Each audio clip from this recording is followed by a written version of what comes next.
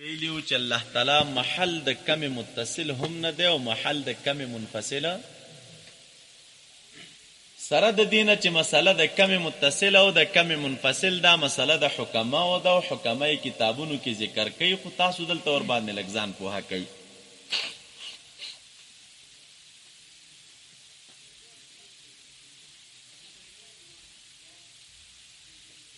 حکما اهل حکمت چې بحث کوي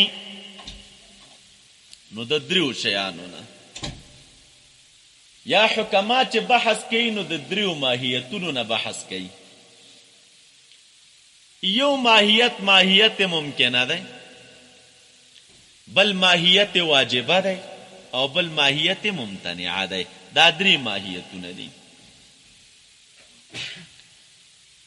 دا دو ماهیتونه به تنه لري کو چې ماهیت واجبه او ماهیت ممتنعه ده ماهیت ممکنه تراشي نو طالب ماهیت ممکنه بیا یو ماهیت ممکنه غیر موجوده فی الخارج ده یو هغه ماهیت ده الا چې ګوره ممکن ده او په خارج کې موجوده یو هغه ماهیت ممکنه ده چې هغه موجود ده فی الخارج هغه ماهیت چې ممکن ده او په خارج کې موجود ده په خارج کې څه شی ده لږ آسانه تعبیر د درې وانو کې لکه ماهیت واجبه چاته وای ضروری الوجود واجب الوجود معنی ضروری الوجود څه معنی چې د نشته محال راځي دا د واجب معنی ده ماهیت ممتنعه چاته ویل کېږي ضروری العدم څه معنی وای چې د دې د وجود نه محال راځي لکه شریک الباری دا ماهیت ممتنعه ده او درې ماهیت ممکنه ده نو ماهیت ممکنه چاته وي چې په دې کې عدم وجود دواړه مساوي وي خو ګوره اصل په ممکن کې عدم ده اصل په ممکن کې څه شی دی دغه ممکن چې اصل په کې عدم دی نو مونږ وایو دا دوه قسمه دی یو هغه ماهیت ممکنه موجوده فی الخارج دی هغه ماهیت چې ممکن دی او په خارج کې موجود دی او دویم هغه ماهیت دی چې ممکن دی خو په خارج کې موجود نه دی مثال درته ذکر کومه دا کم ماهیت چې هغه ممکن ده خو موجود فی الخارج نه ده نو د دینه دوی بحث تر کړی دی او د دینه دوی بحث نه کوي ولی وای ځکه د دینه بحث څه پیدا نه کوي یو شی ممکن وي او په خارج کې موجود نه وي نو ته چې تنه بحث کې د دې څه پیدا نه خارج کې به د دې څه مثال وي چې ماهیت ممکنه وي او موجود نه وي لکه مثلا تحتیه السما څه شی دی طالب تحتیت السما د اسمان لاندېواله چې د اسمان لاندې ده نو دا لاندېواله تحتیت د سما د ماهیت ممکنه ده او غیر موجود په خارج ده مونږ تر څو بسترګو نه لیدل چې لکه اسمان لاندې ده نو چې موجود په خارج کې نه ده نو د دې بحث څه پیدا نه کوي نو دې ته څه ویل کېږي ممکن الوجود او غیر موجود ممکن الوجود وجود ممکن ده چې او براشي چې اسمان بلاندې دي کله قیامت قائم شي ولیکن غیر موجود ده په الحال خو موجود نه بحث پیدا نه یا لکه طالب مونږ تاسو بل مثال ذکر کو مثال د چا ذکر کو د عنقا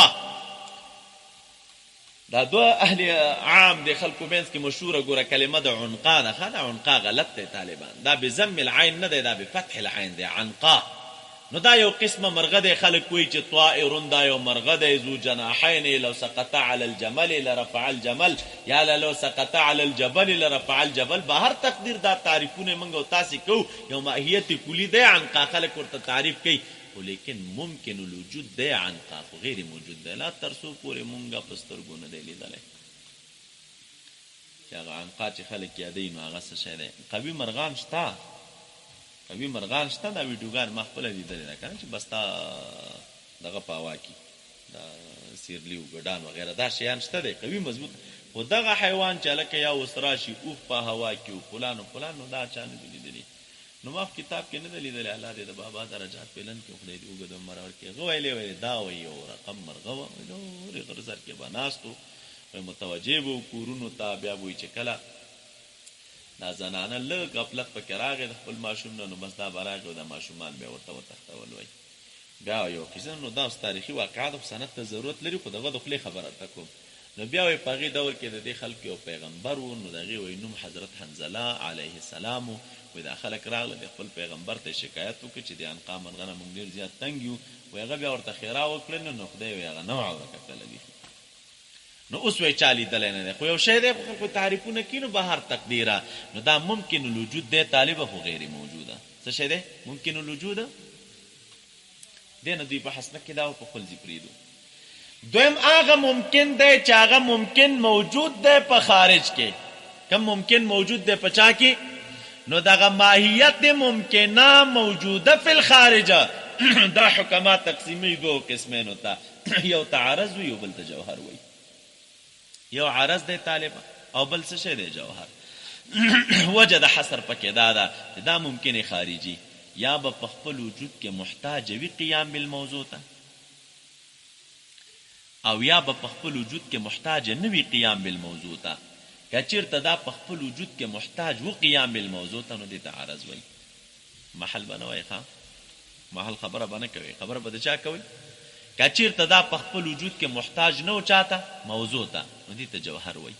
او که چېرته دا په خپل وجود کې محتاج و موضوع ته، نو دې ته څه ویلی کېږي؟ عرض ویلی کېږي. مثال به څنګه؟ مثال د دې په خارج کې لکه جسم او بیاض او سواد د جسم.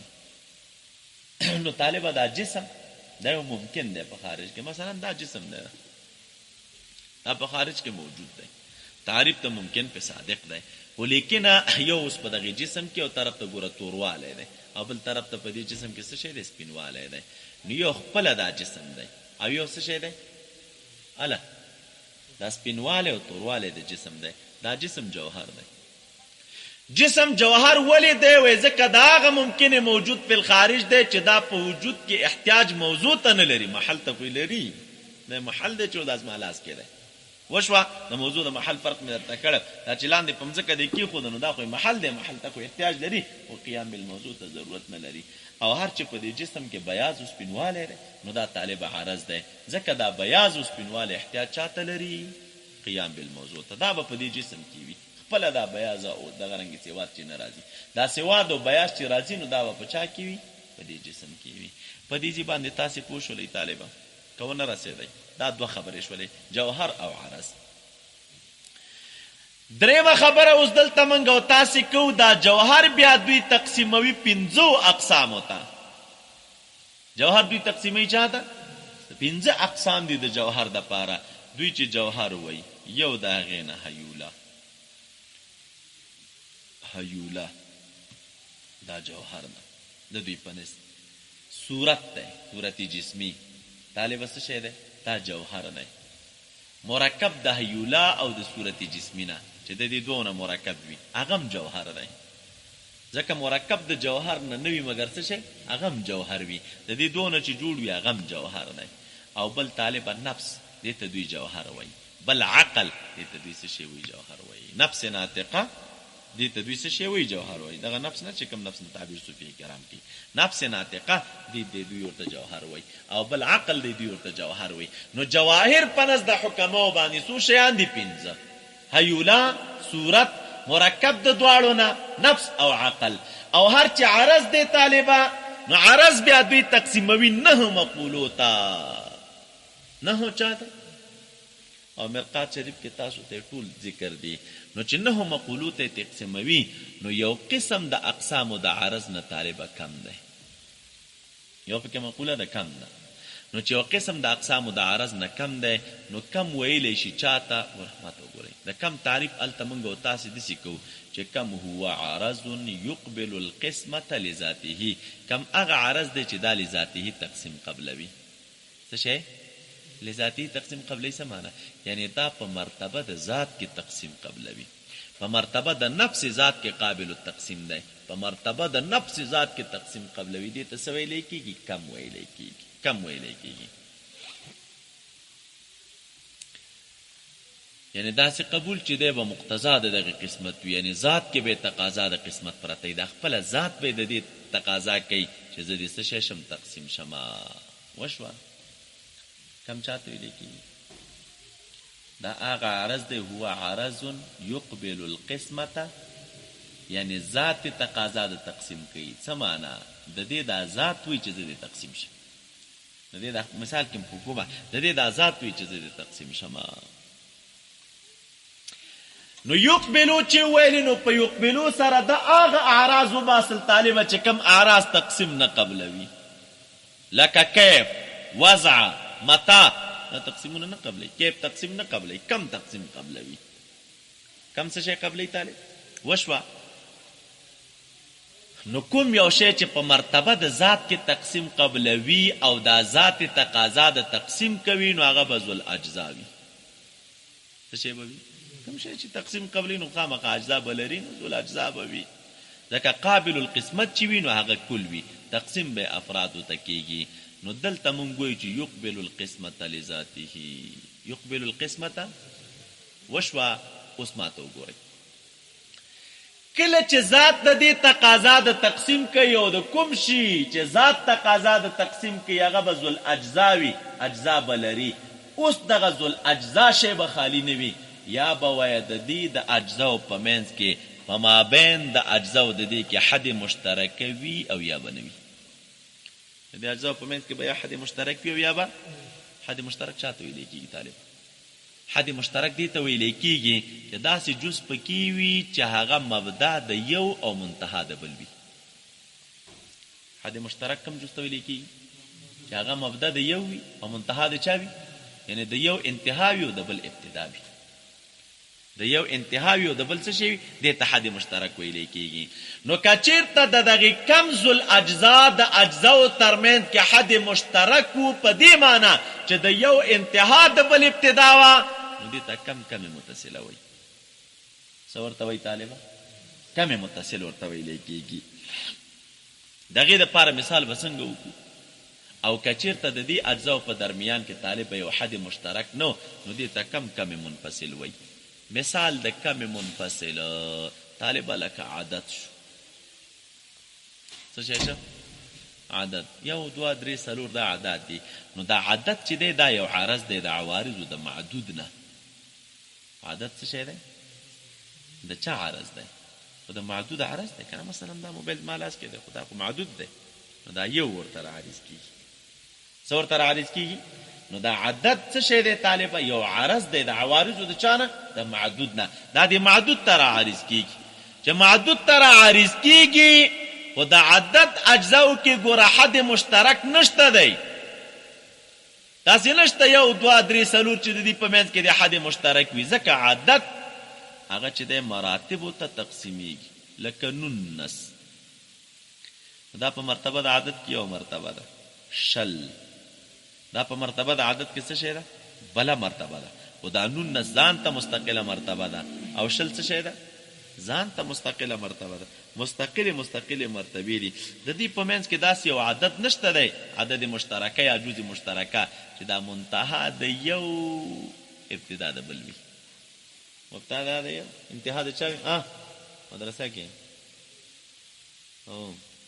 نو چې انتها د یو ابتدا د چا وي طالبه د بل وي. شته دی د 19 د 20 په منځ کې مې یو شی لیدلی چې دا 19 په هغې ختم شول او 20 په هغې سره شروع شول. نه 19 ځان ته مستقل عدد دی او 20 پکې ځان ته څه شی دی؟ مستقل عدد دی. نو اجزا خو لري، ذل اجزا خو دی، خو لیکن څه شی نه دی طالبه؟ په مابین د دغې اجزاو کې حد مشترک نشته. هر یو ځان ته مستقله مرتبه ده. او یا به داسې وي طالبه چې په اجزاو کې څه شی وي حد مشترک وي نو موږ ویل چې دې ته کم متصل وایي. مثال د کم متصل لکه زمانه راواخله. څه شی راواخله؟ دې کې ګونې فرق شته. یوه زمانه ده او یو زمانیات دي. یوه زمانه ده او یو زمانیات. هغه څه چې کوم شی په دې زمانه کې دي. یو خپله دا بنفسي خپله زمانه راواخله. نو دا زمانه یو عرض دی. نو دا عرض دی. نو اوس مونږ طالبه مونږ په دې زمانه کې مثلا دا زه په دې زمانه کې نو زه زمانی یم. دا زمانه اوس ما ته راعارضه ده. زمانه چا ته راعارضه ده؟ ما ته راعارضه ده. نو چې زمانه ما ته راعارضه ده نو خلک کوی کنه لکه مونږ ته زمانه عارضه ده نو په زمانه معلوموږي چې دومره وخت به یو 50 کاله او 60 کاله او 100 کاله او یا به دومره وخت به نه. نو چې زمانه را عارضه شوه نو د دې زماني تقسیم اجزاو ته کېږي او د دغه اجزاو د زمانې په درمیان کې حد مشترک شته دی. مثلا تقسیم په غټه کچه باندې د زمانې چاته شوی 2 اجزاو ته، لیل او نهار. قرآن کریم هم تېنه ډک دی. موږ او تاسې موږ چې هلکه زمانه 2 اجزا لري، یوه شپه ده او بلې څه شی ده ورځ. نو دا لیل او نهار ته چې د زمانې تقسیم کېږي نو یو جز د زمانې لیل شو او بل جز د زمانې څه شی شه نهار شه. دا یو جز. او د دې لیل او نهار په درمیان کې حد مشترک شته دی. هغه داسې چې دا شپه د وړو وړو اجزاو نه جوړه ده. دا خپله شپه نه ده، دا د وړو وړو اجزاو نه جوړه ده. هغه واړه واړه اجزا راغونډ شوي دي او شپه ترې جوړه ده. همدقسې ورځ هم دا د وړو وړو اجزاو نه جوړه ده، خو په داسې انداز کې چې دا د یو بل سره چې دی متصل شي دا واړه واړه اجزا، نو د دې نه شپه جوړه شي. که د ورځې اجزا دا واړه واړه د یو بل سره څه شی شول متصل شول نو د دې نه ورځ جوړه شي. خو چې کله دا شپه اوس ختمیږي او ورځ راځي، په شپه ختمیږي او ورځ راځي، نو دغه ځای کې ګوره یو آن بسیطه شته دی. د دې شپې او د ورځې په درمیان کې یو آن بسیطه شته، په داسې انداز کې وړوکی غوندې آن غیر منقسم دی چې هغه تقسیمیږي نه، چې هغه منتها د یو ده او ابتدا د بل ده. د یو پې ختمیږي او بل ورباندې څه شی کېږي شروع کېږي ورباندې. یعنې د دې لیل او د نهار په منځ کې سره شریک دی. یو سره انتها لګېدلې او بل سره څه شی لګېدلی دی ابتدا لګېدلی ده. نو دې ته دوی څه شی وایي طالبه؟ هغه وړوکی جزء له تجزا دی که نه. نو په دغې آن باندې نهار لیل ختمیږي مثلا او نهار ورباندې شروع کېږي. نو د دې په منځ کې حد مشترک موجود دی. نو دې ته څه ویلی کېږي؟ کم متصله. هم پېژنده کم متصله؟ یا لکه طالب خط سطح جسم تعلیمي شو، ځکه د دوی په منځ کې چې دی حد مشترک شته دی. لکه خط چې په منځ نیمه وي نو دغه ځای کې یو نقطه وي. اوږد خط دی که نه؟ اوږد خط دی. دا خط ته په منځ نیم نو چې نیم دی که نو دا په کوم ځای نیمېږي؟ دا اوږد خط خو په یو نقطه خو به خامخا نیمېږي. په نقطه ولې نیمېږي؟ ځکه موږ ویلو چې خط د چا نه جوړ دی؟ د نقطو نه جوړ دی که نه. خو ډېرې نقطې دي ایښي دي نو خط نه جوړ دی. نو چې خط نه جوړ دی او چې دا خط ته په من نیمه وي نو دلته بس دا خط نیمېږي په چا باندې؟ په دې نقطه باندې. چې خط په نقطه نیم که نو ګوره یو جز دا شه بل جز دا شو. همدغه یوه نقطه منتها د یو ده او ابتدا د بل ده. د یو پې ختم دی او د بل پې څه شی ده؟ د جزه دی کړل که نه. یا لکه سطح شوه. سطح دا د خطوطه نه جوړه ده چې 2 سطح سره یو بل ته متصل کړي نو د دوی منځ کې یو حد مشترک شته دی چې هغه خط دی. ګوره د خط اجزاو په منځ کې حد مشترک و چې هغه نقطې وي، او د چا د سطح په منځ کې حد مشترک شته دی چې هغه څه شي دي؟ خطوط دي.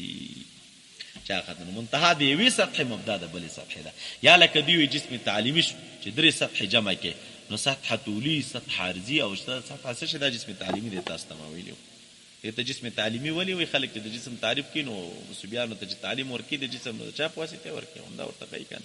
لکه جسم چې یادوم جسم دوی ماله طول و عرض و عمق، خو همدغه شی دی نو طول هم لري، عرض هم لري، عمق هم لري. دې ته دوی جسم تعلیمي وایي. دا جسم تعلیمي چې دی چې ته نیمه یې نو دلته بیا حد مشترک شته دی چې هغه څه شی دی؟ طالبه سطحه ده. د یوه سطحه به د یو جسم مبدا وي او د بل لپاره به منتها وي. خو لنډه خبره موږ او تاسې دا کوو چې کم تقسیم په مرتبه د ذات کې قبلوي او کوم شی چې تقسیم په مرتبه د ذات کې قبلوي نو هغه ذو الاجزا وي. نو د دې لپاره بیا اجزا شته دی. نو پوه شوئ کم متصل منفصل مو پېژندم.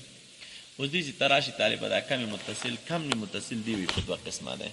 یو ته کم متصل قاروزات وی او بل کم متصل غیر قاروزات. وجه د حصر د دوانو په درمیان کې دا ده وایي دغه اجزا به خالی نه وي، یا به په وجود کې جمع کېږي او یا به په وجود کې سره نه جمع کېږي. اجزا خو شو، نو چې اجزا ورته راغله نو دغه اجزا به یا په وجود کې جمع کېږي او یا به په وجود کې نه جمع کېږي. که جمع کېدل نو دې ته ویلی کېږي کم قاروزات.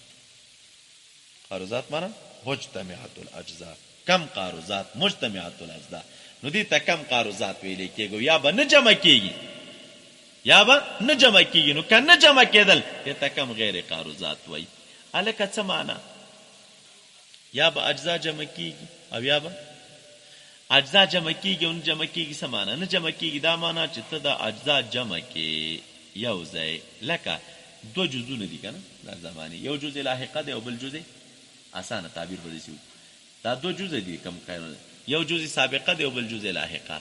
نو یا وایا چې د جزء لاحقه پر اتلو سره به دا جزء سابقه د منځ ځي، او یا به داسې وي چې د جزء لاحقه پر اتلو سره به دا جزء سابقه د منځ نه ځي، دواړه به سره یو ځای جمع کېږي.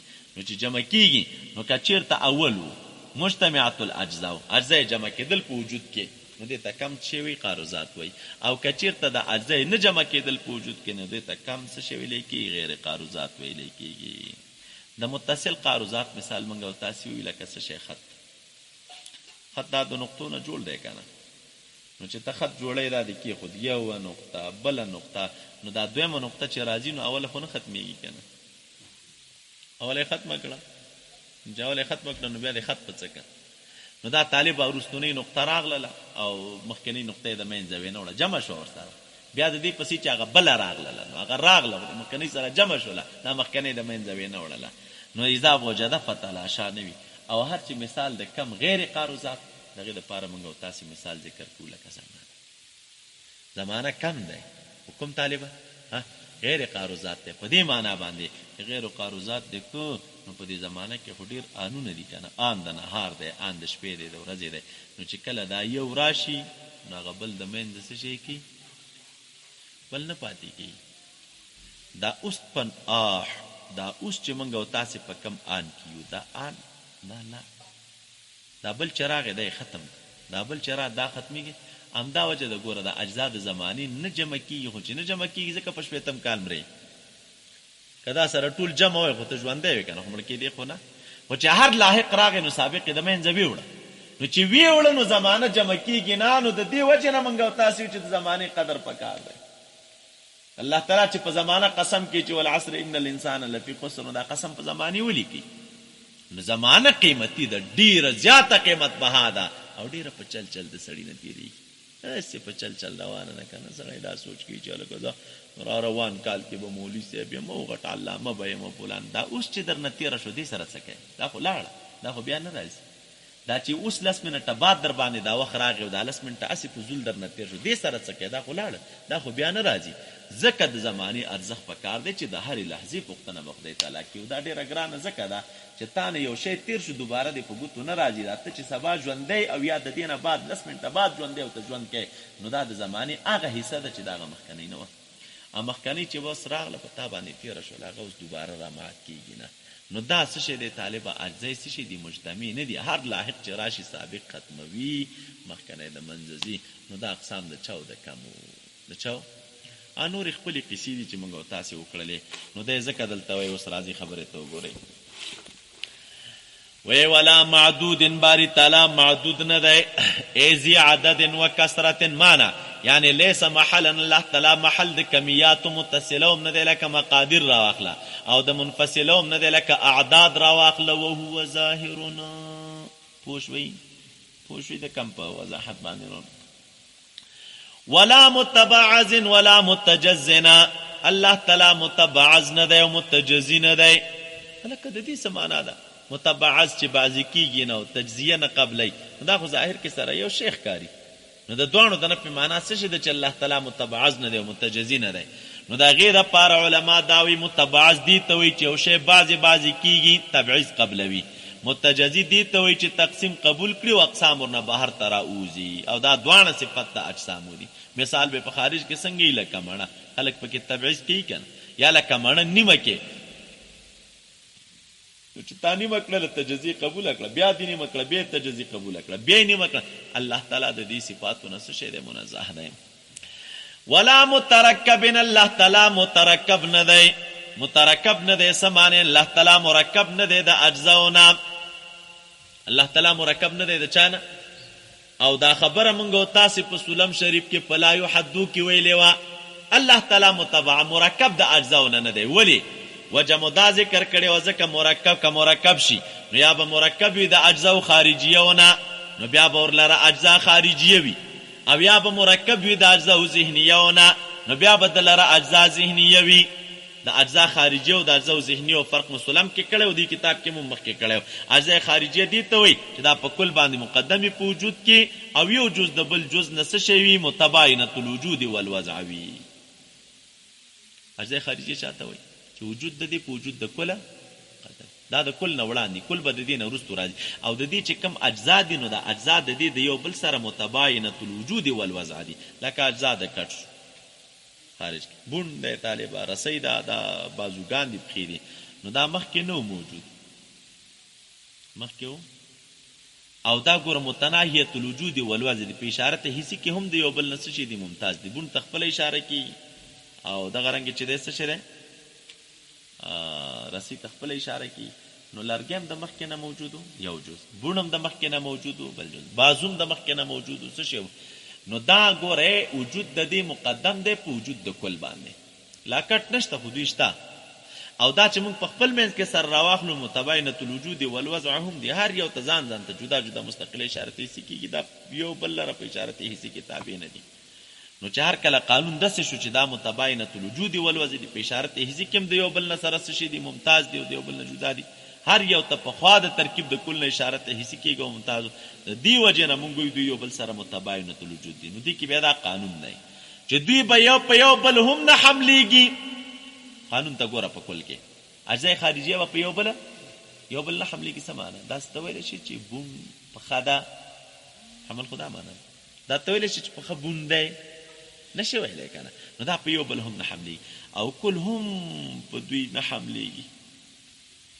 کل هم په دوی باندې په دې یو نه حملېږي داسې نشي ویلی چې کټ بون دی او نه داسې ویلی شي چې کټ خپه ده ولی کل په یو نه حملېږي که کل په یو باندې حمل کې نو وضع د دوی چې دی دا مغایره ده د وضع د کل نه د دې یو دا کل مجموعې ته ویلی کېږي که دا ټول دی راغونډ کړو معروض د حیات اجتماعي دی وګرځول نو خلک بیا ورته څه شی وایي کټ وایي یو ته خو کټ نه وایي نو دا اجزای خارجي او قانون دا دی او اجزای ذهنیه طالب دوی چاته وایي جنس او فصل ته وایي اجزا ذهنیه په خارج کې د یو بل نه ممتاز الوجود نه وي او دا چې د انتزاعي وي د منشأ واحدې نه انتزاع د دوی شوي وي د یو شي یو بل سره متحد الوجود وي او د کل سره هم متحد الوجود وي کل هم په دوی حملېږي کل هم دوی سره متحد دوی په کل حملېږي کل په دوی حملېږي دا اجزا ذهنیه دي خلک وایي الانسانو حیوانون حمل دی که نه دی جنس دی خلک وایي الانسانو ناطقون یو بل باندې حملېږي که نه خپل منځ کې هم په یو بل حملېږي خلک وایي که نه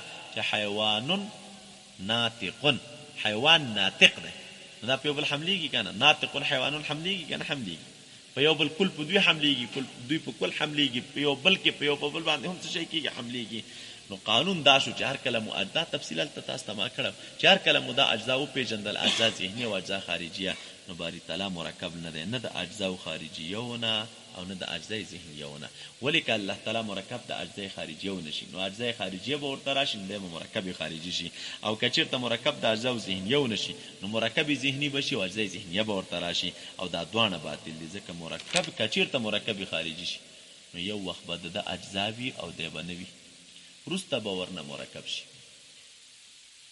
دا معنا که نه که اجزای مرکب خارجي کې څه شی و اجزاو که نه و خو د اجزا مخکې د وجود د کل نه موجود و وروستو کل راته نو د دې معنا به دی عیاذا بالله چې د خدای تعالی اجزا مخکې نه و اجزاو خدای نه و بیا وروستو دی د دې اجزاو نه مرکب شي د وجود ته راغی نه مستلزم د حدوث لره او احتیاج لره او حدوث او احتیاج علامه د امکان ده او باری تعالی ممکن نه دی بلکې څه شی دی واجب دی او که مرکب ذهني وي نو دا هم باطل دی ځکه دوی وایي چې په مابین د اجزاو ذهنیه او خارجیو کې اتحاد ذاتي او تغییر اعتباري دی دا دوی قانون ذکر کوي اجزای خارجیه حکما وایي مادي او صورت ته اجزای ذهنیه دوی جنس او فصل ته وایي او دا قانون دی چې کوم شی یو د اجزاو ذهنیونه کوم شي لره اجزای ذهنیه وي هغه لره به اجزای خارجیه هم وي او اجزای ذهنیه مستلزم دي اجزای خارجیه ولره ځکه دوی وایي جنس ماخوذ دی د مادې نه او فصل ماخوذ دی د صورت نه اول فرق بینهما سلم قاضي کې ورته راشي والفرق بینهما بنحو من الاعتبار معمولی اعتباري فرق وي د دې په درمیان کې سره دی نو چې هر کله قانون داسې شو چې الله تعالی لره جنس راشي او الله تعالی لره څه شی راشي الله فصل راشي نو ته تعالی به مرکب شي او ترکیب چې راغی نو ترکیب به د اجزاو نه راشي او چې څوک مرکب د اجزاو نه وي نو هغه محتاج وي اجزاو ته عامه ده که اجزای ذهنیه وي او که اجزا څه شی وي خارجیه وي نو په دې صورت کې لازم بشي احتیاج د باری تعالی احتیاج علامه د امکان شي چې ممکن وي هغه حادث او باری تعالی حادث نه دی قدیم دی. نو ګوري ورته ولا مترکب منها الله تعالی مرکب نه دی د اجزاونه. ولی لما فی کل ذلك من الاحتیاج ځکه په دې هر واحد د دې کې احتیاج دی چې هغه منافی دی للوجوب د چا سره د وجوب سره. فما له اجزاء يسمى باعتبار تألفه منها متركبا وباعتبار انحلاله اليها متبعزا ومتحيزا. د دې سمانه د طالب الکه دا متجزی او د غرنګ چې د متبعز راغی نو معترض وي نو بیا د مترکب څه ضرورت خدا به څه ذکر کوو. مترکب ذکر کول ته ضرورت نو د راغی جواب یو کوي ویلې چې ګوره دلته فرق شته دی. لما في كل من ذلك من الاحتياج المنافي للوجوب. نو فما له اجزاء یو شی چې اجزا لري نو دته یسمى مسمى کولی شي په اعتبار د تألف او د جوړوالي د دغه اجزاونه چې د دې اجزاونه جوړ دي نو د جوړوالي په اعتبار د مترکب وي. وباعتبار انحلاله اليها نو جوړ خود اجزاونه ده چې کوم شی د اجزاونه جوړ یو تراوله کېږي د دې شی انحلال کینو انحلال د دې شی بیرته د اجزاو ته کېږي لکه کټ د اجزاونه جوړ دی کنه نو د دې اجزاونه چې د کټ جوړ ک تعلیف ته د کټ د اجزاونه راغی نو دې ته وسوي لیکيږي مرکب د کټ ته مرکب ویل کېږي او کبه تر لیکيږي د کټ انحلال د کټ بیرته د اجزاو ته کېږي چې کوم ده ځکه موږ ویلي چې اجزا ترکیبیه عین اجزا انحلالیه اجزا انحلالیه عین اجزا ترکیبیه وقبل التركيب ورته اجزاء ترکیبیه وي او بعد الانحلال ورته اجزاء انحلاليه وي. نو اوس دغه حیثیت ته چې وګورو وباعتبار انحلاله اليها په دې اعتبار چې وګورو چې د دې انحلال دی اجزاء ترازی دې تبع متبعز او متجزی وي. څورته وي طالبان مسله باندې ان شاء الله تاسو پوه شئ.